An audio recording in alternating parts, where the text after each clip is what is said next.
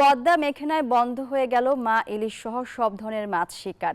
শুক্রবার রাত 12টা থেকে শুরু হয় নিষেধাজ্ঞা থাকবে মার্চ ও এপ্রিল, এই 2 মাস। মাছ শিকারে কঠোর অবস্থানে থাকবে প্রশাসন। এদিকে এই 2 মাসে সরকারি সহযোগিতা বাড়ানোর দাবি জেলেদের। প্রতিনিধিদের পাঠানো তথ্য ছবিতে ডেস্ক রিপোর্ট।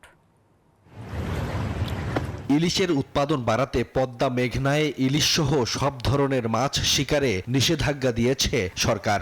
শুক্রবার মধ্যরাত থেকে 30 এপ্রিল পর্যন্ত 2 মাস থাকবে এই নিষেধাজ্ঞা। জেলেদের অভিযোগ, নিষেধাজ্ঞার সময়ে পর্যাপ্ত সরকারি সহযোগিতা না পাওয়ায় ধার দেনা করে পরিবার চালান তারা। ফলে বাধ্য হয়ে নদীতে নামতে হয়। নিষেধাজ্ঞা পালনে পর্যাপ্ত সহযোগিতার দাবি তাদের। এখন সরকার আমাদেরকে 40 কেজি করে চাল দেয়।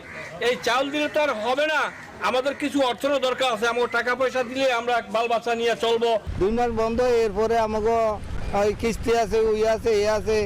সরকার যদি আমাকে একটু সহযোগিতা করে, আমাকে একটু উপকার হয়। এখন যদি আমাদের কিস্তি এই 2 মাসের জন্য বন্ধ রাখে সরকার, তো আমাদের জন্য ভালো হইতো। দেখতে না হয় না, এবার আমরা হিরা চুরি করে গাঙ্গো যাইতে হয়, এবার আমার জেল দেয়।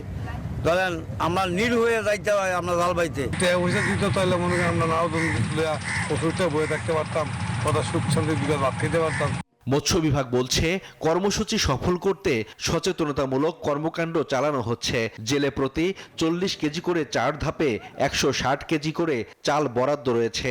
এই অভিযানে যাতে জেলেরা না নামে, এই কারণে আমরা ব্যাপকভাবে প্রচার প্রচারণা চালাচ্ছি।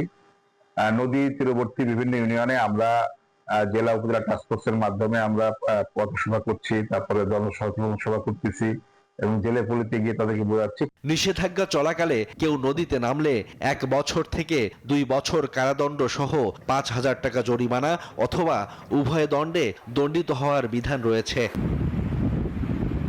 Desk report, news 24।